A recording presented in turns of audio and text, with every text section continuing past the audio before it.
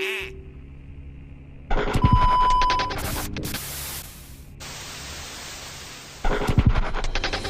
dia dengan pretensi apa yang dia getarkan dia getarkan, kemudian nyampe nang alam getar.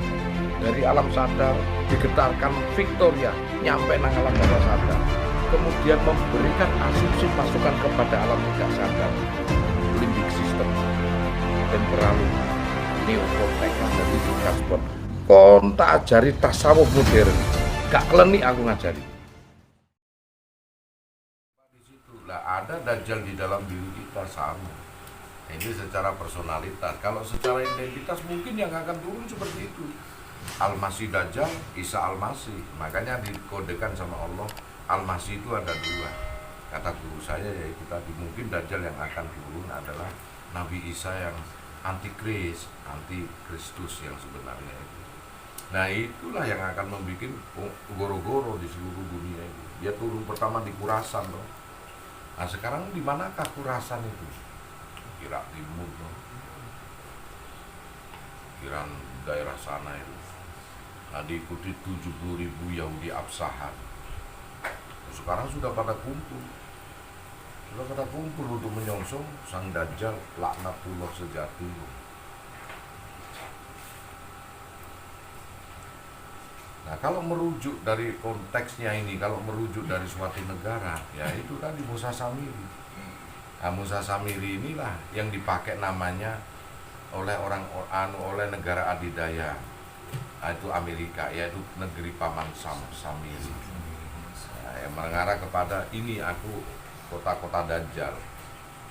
Nah, ya sejauh benar tidaknya itu kan karena kita ini menafsiri.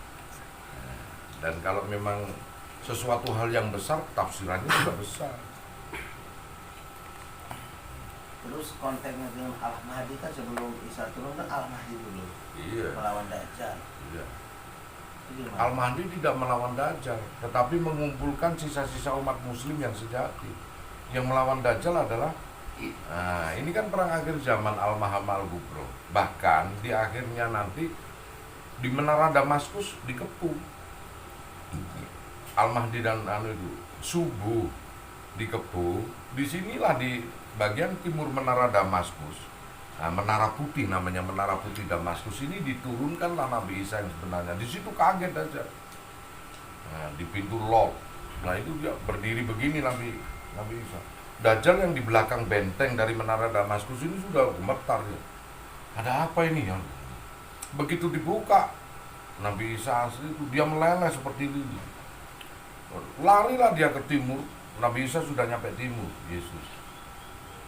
Dia lari ke barat secepat kilat. Nabi Isa sudah nyampe sana. Nah, makanya matilah dengan pedangnya Nabi Isa alaihissalam. Fakot abal man hamaladul ma. Nah itu das. Disikat itu mati. Leleh dia seperti lili. Nah, seperti lelehnya seperti lili. Nah itu. Makanya ini kalau secara personalitas berbeda. Semua manusia mengalami tingkatan Dajjal ini. Perubahan masa transisi. Nah Al-Mahdi ini kalau secara personalitas kan jiwa Al-Mahdi, jiwa-jiwa yang suci, jiwa-jiwa yang bertasawuf. Makanya ada dikatakan bahwasanya Al-Mahdi itu berada di antara rukun Yaman ya, rukun Iraki, rukun Syam dengan Hajar Aswad. Dia berdiri di situ. Maka engkau harus tunduk. Maka berbaiatlah kamu dengan Imam Mahdi, meskipun kau merangkak di tengah salju sekalipun. Ya kita pikirkan apakah Arab di sana besok bersalju? Bisa, sekarang aja sudah timbul salju. Nah kalau nunggu secara identitas mungkin lama. Masa transisi perputaran musim mungkin lama. Tapi kalau ada di dalam diri kita, bahwasanya berbaiatlah kamu kepada orang yang mengerti kiblat, meskipun kau merangkak di atas salju, meskipun kau sudah bersyariat aman. Maksudnya salju itu kan dingin, aman. Meskipun kau sudah Islam betulan, aman. Kau harus mencari orang yang mengerti rukun Syam dengan Hajar Aswad. Antara batasan kiblat ini latifah orang ini ya. Ini secara personalitas berbeda dengan secara identitas. Kalau identitas kan kita mungkin bisa menangin, mungkin enggak. Tapi secara personalitas drama itu akan ada di dalam kehidupan kita, dan kita mengalami masa dajjal, masa tubuh kita ini sama dengan alam semesta. Cuma alam semesta diberikan tubuh yang usianya miliaran tahun, kita mikrokosmos diberikan tubuh yang usianya hanya puluhan tahun. Dengan cerita yang berdurasi sama karena memang anasirnya kita sama.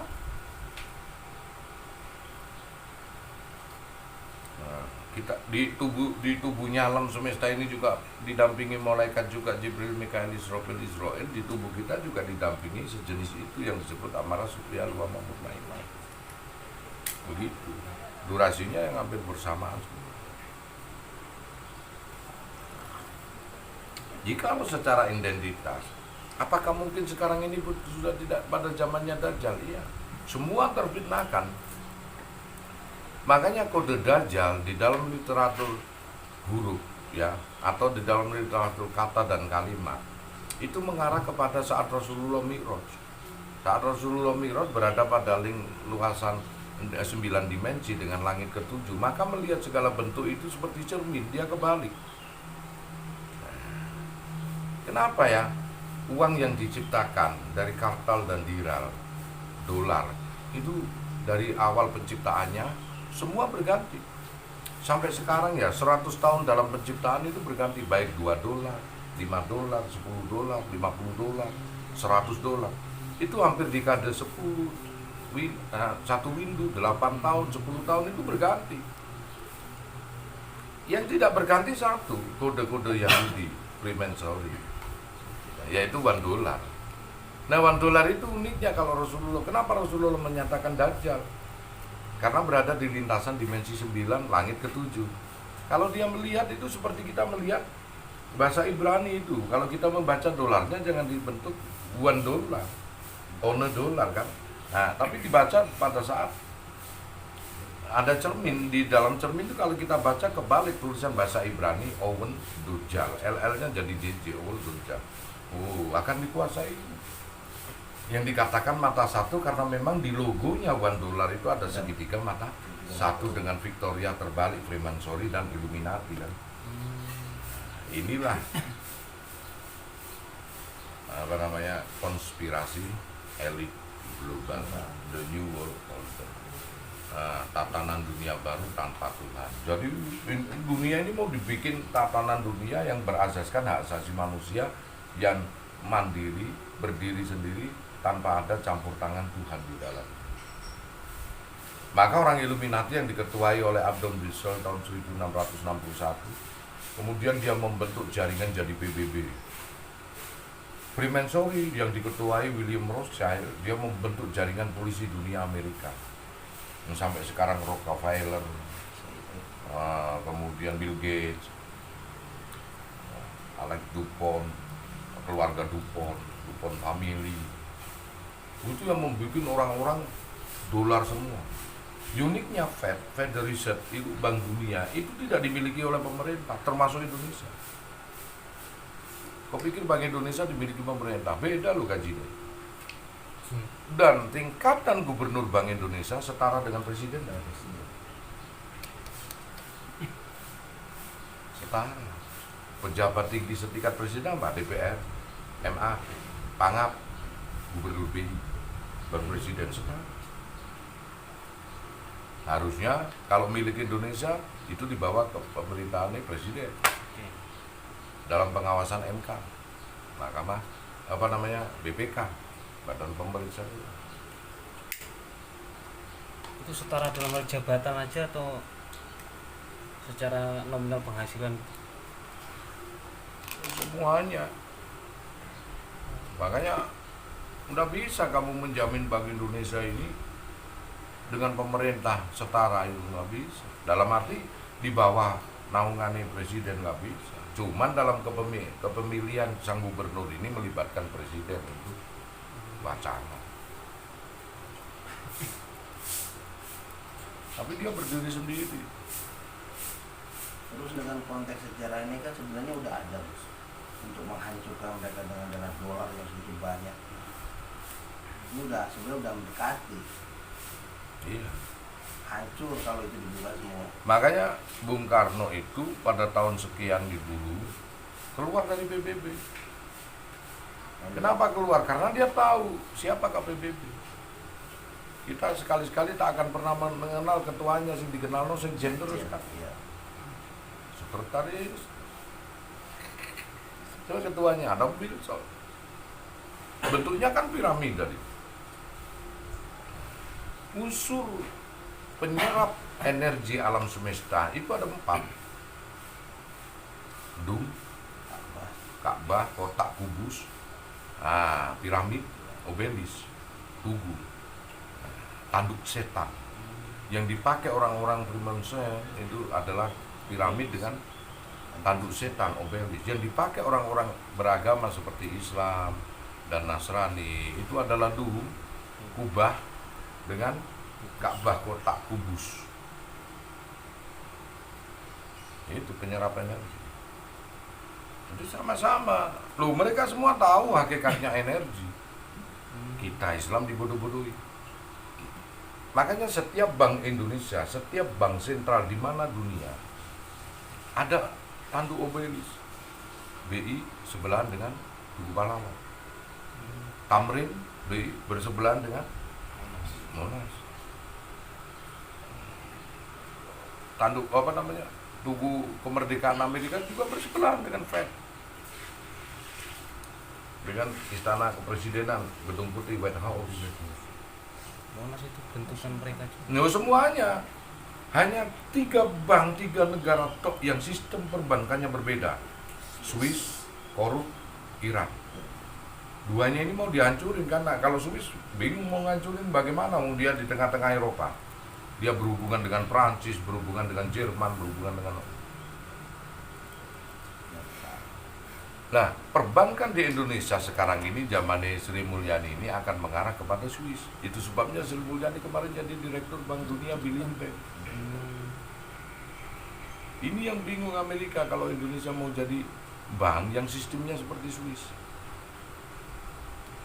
Jadi kamu itu dibodohi. Ada uang 1 miliar dicatat di rekening 1 miliar, namanya Diral dan Kartal dan Diral. Begitu masuk Diral, cepret, berapa rekening yang 1 miliar? Dari uang 1 miliar bisa 100 miliar di sini. You masuk 1 miliar, uang sudah nggak ada. Kamu masukkan jam 10 pagi uang 1 miliar, dicatat di rekeningmu 1 miliar. Mulai bocor no dia. Nah, kemudian di sana kamu ambil lagi bisa, taruh tanganmu kalau bisa. Di hari yang sama. Di hari yang sama, di jam yang berbeda, taruh kalau bisa. Dan akan tercatat kamu beli mobil 200 juta, transfer rekening. Di sini kau belum print out. Kemudian tercatat lagi dari sini, masukkan ke bank lagi, sudah catat lagi. Dia masukkan beli apa lagi, sudah catat lagi. Berapa yang dari Kartal dan Diral? Lebih, 1 miliar bisa jadi 100 miliar. Bagaimanapun kau hati-hati, tetap Indonesia akan berhutang. Dan Rasulullah menyatakan kelak di akhir zaman ekonomi dunia akan berubah kembali menjadi dinar dan dirham, emas dan perak. Coba itu Syir Garbala, kalau uang 100.000 sobek bisa laku?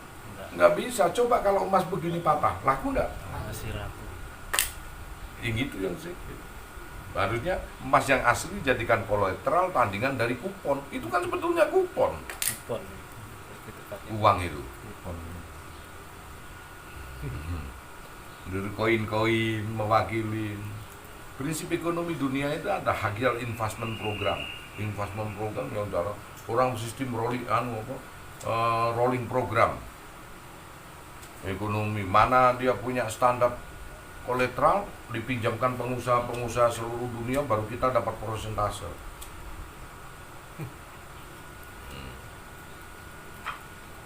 Kita ini rakyat kadang-kadang ekonomi begitu belum tahu. Jokowi, Bapak Presiden kita mengetahui, biar dia berjuang.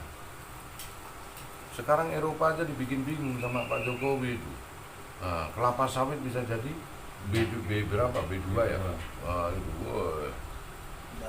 Itu, Sudah jadi dijual itu ngalah-ngalahin standar dari minyak fosil. 95. Nah lucunya ada apa dengan minyak fosil? Apakah fosil seluruh dunia jadi minyak? Enggak lah. Di dalam sini lautan, seluas apa? Seluas hampir 3-4 kali lautan ini. Itu minyak. Di batasan bumi 1.500 meter. Jadi nggak ada namanya bumi itu habis. Disedot dengan manusia sing percil-percil gini habisin ini. Nggak ada. Minyak yang di bawah bumi ini, yang di bawahnya laut, ini hampir 4 kali lautan. Kita dibodoh-bodohi dengan minyak fosil. Apa buktinya itu dari fosil jadi minyak? Ada buktinya. Di atas daripada minyak gas. Nggak ada. Karena kita nggak berpengetahuan inilah kita dibodoh-bodohi. Bodoh-bodohi betul. Jadi kita ini harus cerdas sedikit lah tentang bagaimana prinsip ekonomi dan di dunia ini bagaimana.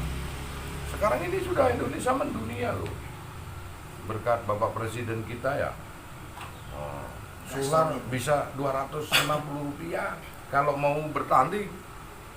Kalau disetarakan dengan sistem ekonomi yang berbeda, mati sudah dunia dengan Indonesia. Raja minyak, hebat itu. Solar bisa dibikin kok, bukan dari minyak bumi. Kelapa sawit yang dibentuk dari bunga matahari pun kalah Eropa. Nah, hebat di sini tuh. Kau ganjalin orang-orang yang hebat. Terus siapa lagi yang kita pegang? Terasa kurang deh masa untuk pemulihan Indonesia ini pada masa jabatannya Bapak Jokowi itu masih kurang. Itu sebabnya Alutsista diberikan anggaran terbesar. Karena apa? Siap ada hantaman kiri kanan ini, yang mana mereka masih resah juga.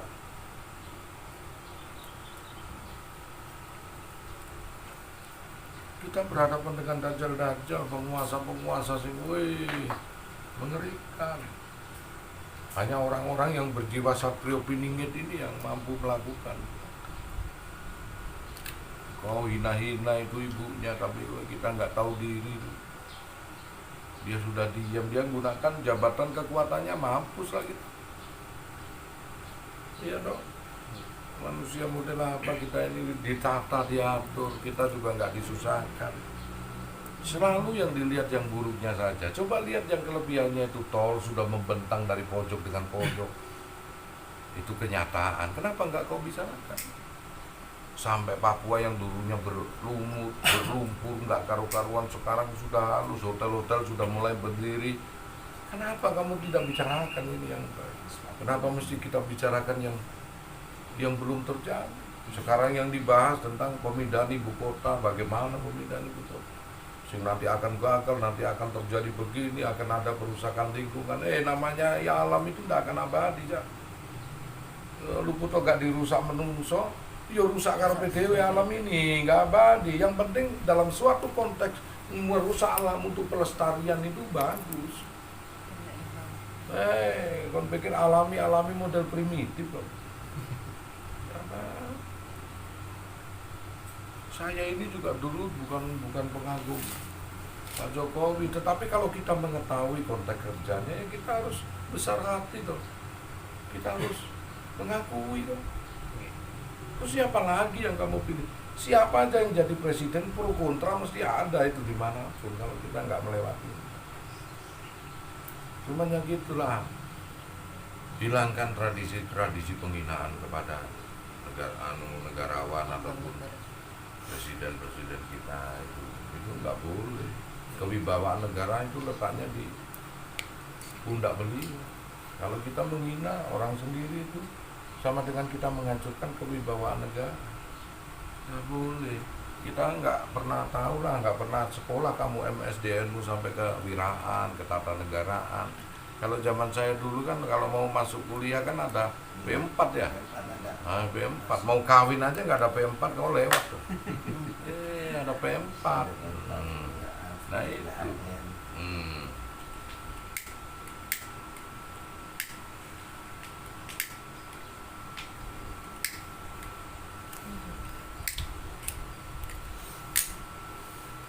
Makanya kalau kita itu katakan gini ya, harus sadar lah bahwa yang dihadapi beliau ini sangat rumit. Baru digembosi dengan anggaran APBN, hanya sedikit berapa persen yang untuk membantu pemindahan ibu kota. Kamu nggak ngerti sih program orang begitu. Bagaimana rencana 20 tahun ke depan, penanganan 20 tahun ke belakang mengkocar-kacirkan semua program. Nggak tahu lah. Negara-negara luar yang mau memusuhi Indonesia, dia pasti membuat pangkalan-pangkalan militer. Oh, lihat Darwin sudah jadi apa? Kepulauan Pulau Batik dan lain sebagainya. Perencanaan itu mungkin 20 tahun yang lalu. Tapi bagaimana kalau dipindahkan ibu kota? Bikin hancur berantakan program mereka. Gitu loh. Pelatihan seorang prajurit, Pak, dia kalau menembak tepat ya, dia berada di sisi dua, tembak tepat. Hitungan 3 detik, mungkin 5 detik nggak boleh ada di tempat terus, karena akan kena juga. Kalau di tempat terus, wah luput di center no city, wah luput kena sini kena, mesti kena kon. Harus bergerak. Demikian gerakan suatu ibu kota kalau kepingin selamat. Kurun waktu 10, 20, 30 tahun itu harus bergerak. Tas. Kelak tidak di Kalimantan toh, harus bergerak ke Papua, harus bergerak ke Sulawesi, harus bergerak ke bikin program musuh itu buyar. Wis di sniper buyar menegi. Buyar. Satu pergeseran aja merugikan berapa ribu triliun untuk suatu sistem penyerangan. Nah, ini kalau berbicara tentang nggak boleh lah ranahnya ini, nggak ngerti dah, aku hanya mengkira-kira ini. Itu kan urusan pangap itu, mengkira-kira ini. Aku kan katakan siapa tahu Bapak Presiden kita itu punya sudut pandang yang berbeda, yang akan menyelamatkan bangsa dan negara juga pangap. Pasti deh ada untuk itu. Terus keuntungannya Bapak Presiden apa? Harusnya kita mendukung. Dari sisi apa ya? Dari sisi perjuangan, dari sisi pembangunan, dari sisi dana kalau bisa. Nggak gembosi. Dikasih anggaran sedikit, jutaan miliar. Kemudian investor biarpun masuk untuk membangun itu, baik Cina, baik Rusia, apapun bentuknya, yang penting jadi dulu deh. Terus cari anggaran dana dari mana? Jadi kita cari anggaran dana dari mana? Kalau memang apa gini nggak boleh, gitu nggak boleh, nggak boleh, apa-apa nggak boleh, cari anggaran dari mana? Kasihan loh, dia berdiri sendiri hanya untuk merangkul semua. Nanti banyak melangkul ke mana, ke luar negeri, ke sana sini nyelawat, sangka no pelesiran, dan serba repot.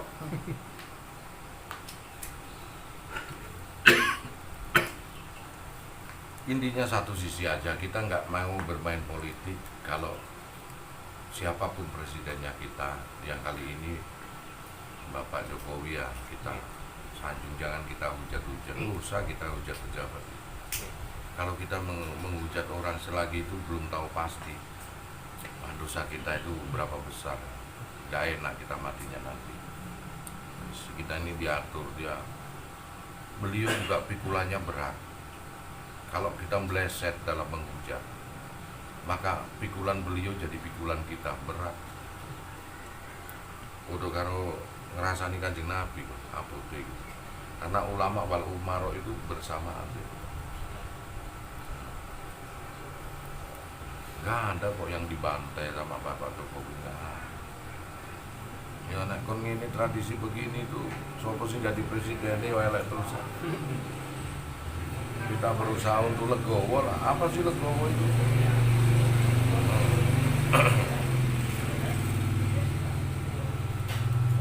Legowo itu ya siapapun aja lah kita dukung. Yang penting Indonesia ini tentrem, aman, damai.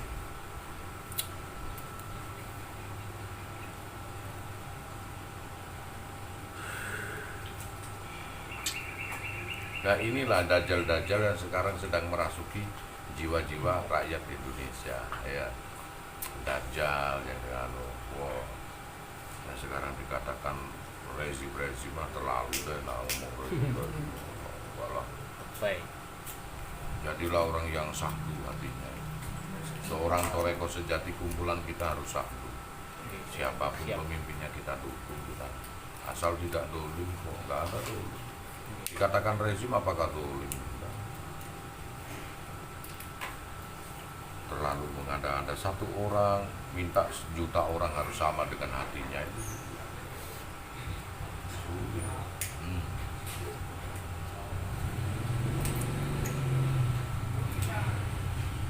Sulit kalau kita mengatakan seperti itu.